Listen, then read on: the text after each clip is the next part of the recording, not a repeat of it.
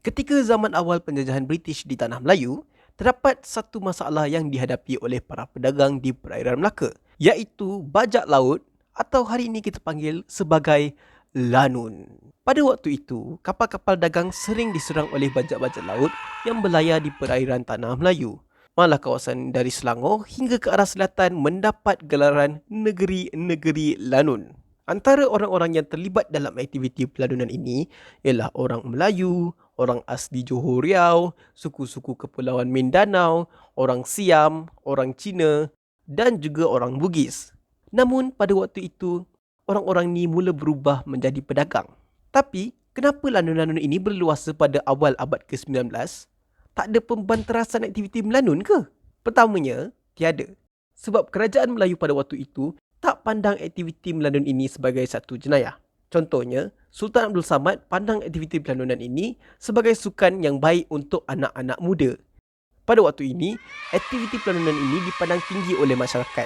Malah, bukan penjenayah sahaja yang terlibat, bahkan pedagang, orang kaya, malah Sultan pun turut serta.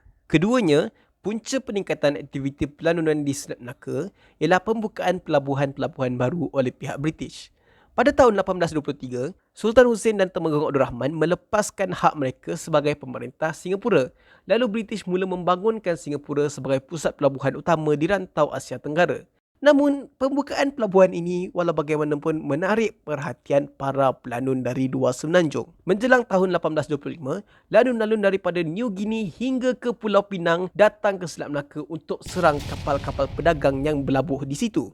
Punca ketiganya ialah kekurangan kapal-kapal perang yang menguatkuasakan undang-undang. Di Selat Melaka, pihak Hindia Timur Inggeris mempunyai 2 buah kapal perang di negeri-negeri selat. Tapi kapal-kapal ini gagal membuat sebarang tangkapan antara tahun 1826 hingga 1831. Bagi sesetengah negeri-negeri Melayu pula seperti Perak dan Kedah, mereka tidak mampu mengawal pesisiran pantai mereka yang kemudiannya menjadi sarang kepada lanun-lanun tersebut. Namun demikian, aktiviti pelanunan ini mula merosot menjelang pertengahan abad ke-19. Jadi, macam mana ianya boleh merosot? Pertamanya, pihak British mula menghantar lebih banyak kapal ke Selat Melaka. Kapal-kapal seperti HMS Andromache dan kapal wap bernama Diana digunakan untuk menyerang lanun-lanun ini. Selain itu, negeri Melayu seperti Johor juga turut membantu dalam membanteras kegiatan pelanunan ini. Temenggong Daeng Ibrahim bekerjasama dengan pihak British untuk menumpaskan lanun-lanun di kawasan perairan Singapura. Akhirnya pada tahun 1849, aktiviti pelanunan di Selat Melaka ini berjaya dikawal dan ianya kembali merosot. Tapi malangnya, ia masih wujud sampai ke hari ini.